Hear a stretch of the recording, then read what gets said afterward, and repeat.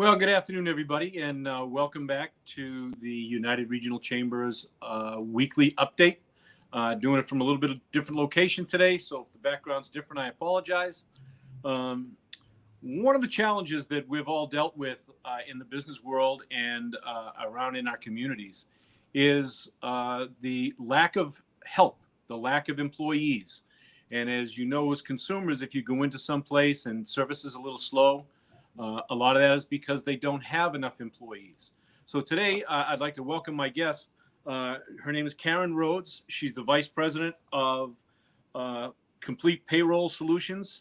And Karyn has been gracious enough to come on. And let's talk about what's going on today in the U.S., Karyn. Great. So as everyone's aware, I agree with you, Jack. It's happening everywhere, all across the country. We don't have enough employees to fill all the openings that we have. So it's creating quite a lot of frustration among restaurant groups, hotel groups in particular, but other companies who are trying to fill their jobs and can't find qualified candidates. So it's definitely a candidates market today. Well, I should have asked this first, but tell us a little bit about Karyn. So I head up Complete HR Solutions. We are a division of Complete Payroll Solutions.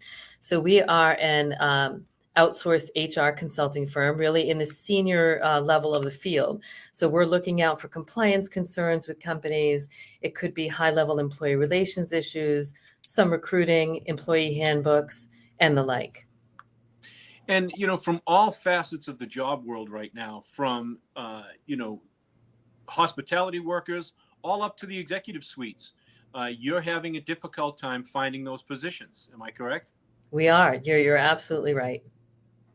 Well, give us some tips on what companies can do now to try and recruit and hire some of these folks. You'd mentioned something about branding.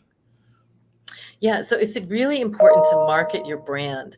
So many times I'll look at job ads on any one of the posting sites that you go to, and they're not marketing their company. You definitely want to look at your brand that you're portraying in these job ads. So what's going to set your company apart? Why would somebody be interested in applying to your organization?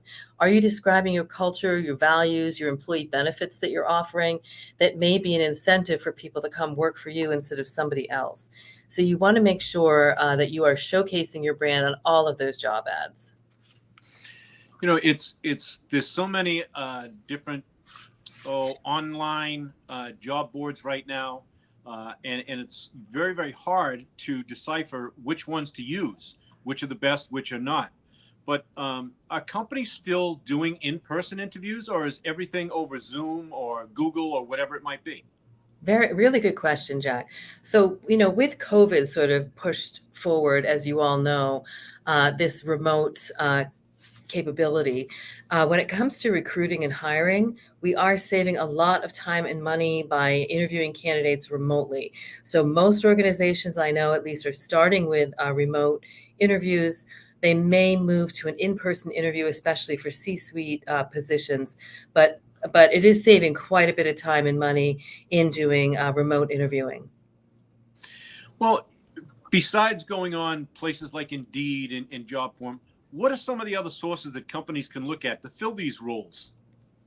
Yeah, so I like to take a look at what the job actually is, because there's job-specific sites that we may want to go to. So, for example, if you're trying to hire in the construction area, there are certain job sites that are going to be more beneficial to post jobs to recruit those construction workers.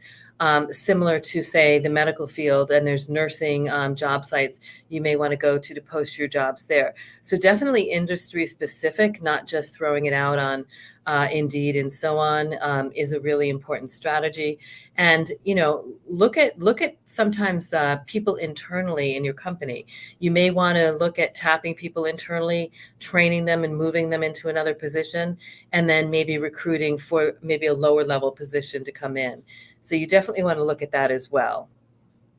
Now, when companies are advertising for jobs, should employers be concerned about the benefits they're offering? They should be concerned about it, and they are concerned about it. They're asking all the time. So we want to take a look at what are they offering?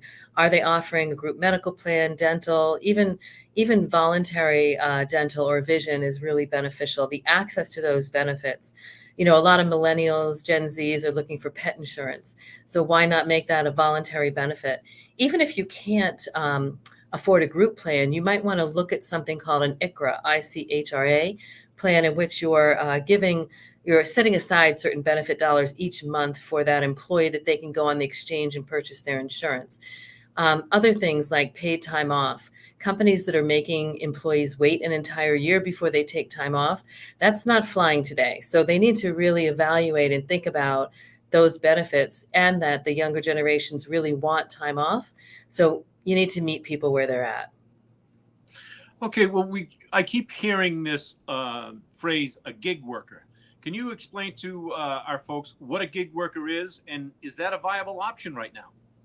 Yeah, it is a viable option, actually. So a gig worker is somebody who's decided that they're not going to work for a certain organization, that they're going to put their own shingle out and work for themselves. And so they may work for many different organizations at the same time. So if you're struggling to recruit in a certain area, you may want to take a look at these options of having somebody come in for 6 to 6 months and fill that role where you need help. So it's definitely a viable option. You can also look at temp workers, for example. The problem is the temp agencies are having the same issue. They Yeah. don't have enough qualified people. So you're going to be struggling there as well. Now, I know that one of the challenges that a lot of employers are having right now is they're asking their employees to return to the office. Should they do that, and should they consider a hybrid, or what are your thoughts? Yeah, so they need to be really careful here. Now, a lot of employers are telling me, I'm worried about my culture. We have to be together to collaborate and so on. I totally understand that being apart in COVID was really hard.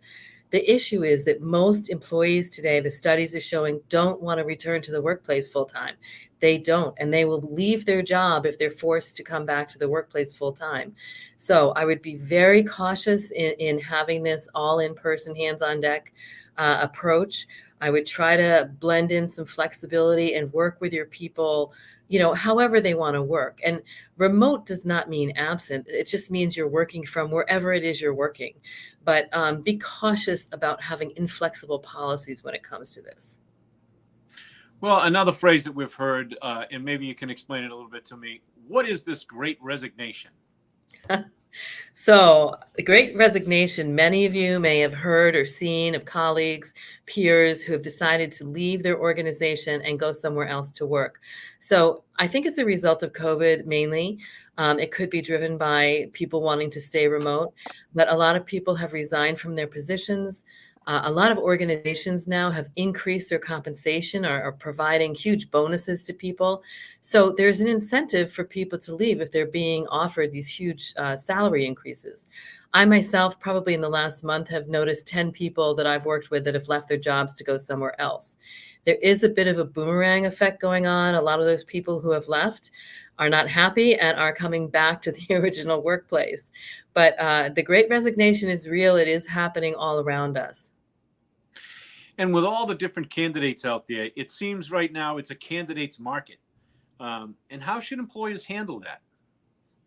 It is a candidate market. So what you're finding is people that you're trying to recruit are asking for a lot of money. So you're going to have to take a look at your compensation plan, make sure that you understand what those parameters are when you're recruiting for sure.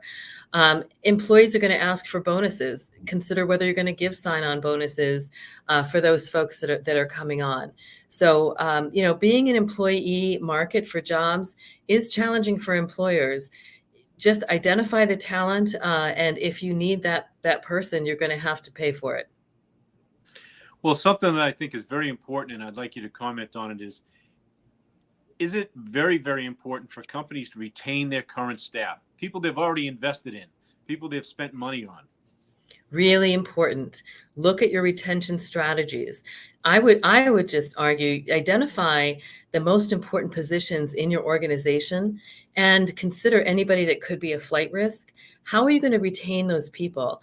And I honestly think just having a conversation with them on, hey, Jack, how are you doing today? You know, we love having you work here. Are you happy? Is there anything that we could do that would help you? Would you like dinner tickets or, dinner account somewhere or movie tickets somewhere? It's having that open and honest conversation. It costs companies a lot of money to recruit new employees when there's turnover. So if we can retain the talent we have, that would be key. Well, one of the other questions is, how do you find people who may not be looking for a job right now, but they have the talents and the experience that you're looking for to fill a position? How do you find them? Really? Yeah. It's really important to have a good applicant pool. You can obviously start by posting positions. However, we want to go beyond that. So we want to use our resources like LinkedIn, like it could be referral sources from our current employees that are talking to their friends and neighbors about your company. We want to tap into those resources and try to find the talent that's not coming to you directly. We might want to reach out to them directly and say, hey, let's have a conversation. So you want that talent pool constantly flowing in instead of just waiting till someone leaves and now you're scrambling to try to fill the role. Well, Karyn, thanks for spending the time with us today. We really appreciate you coming on. Now, folks, if you have questions, especially it has anything to do with human resources, you've seen Karyn's information at the bottom of the screen. Please don't hesitate to reach out. She's very accessible, as is Complete Payroll Solutions. Our organization has used them for many, many years. But Karyn, any final thoughts for us? Just have patience. It's a difficult market to recruit and hire. This will turn at some point, but until then, make sure that you identify those key roles, protect the valuable people that you have, and continually hunt for talent that you need. Awesome. Well, Karyn, again, thank you for spending the time with us today. Folks, thanks for being with us. Hopefully this gives you a little bit of insight of what's going on out there in the job market. Any questions or anything you think we can do, reach out to us at the Chamber as well. So thanks, everybody, and stay safe.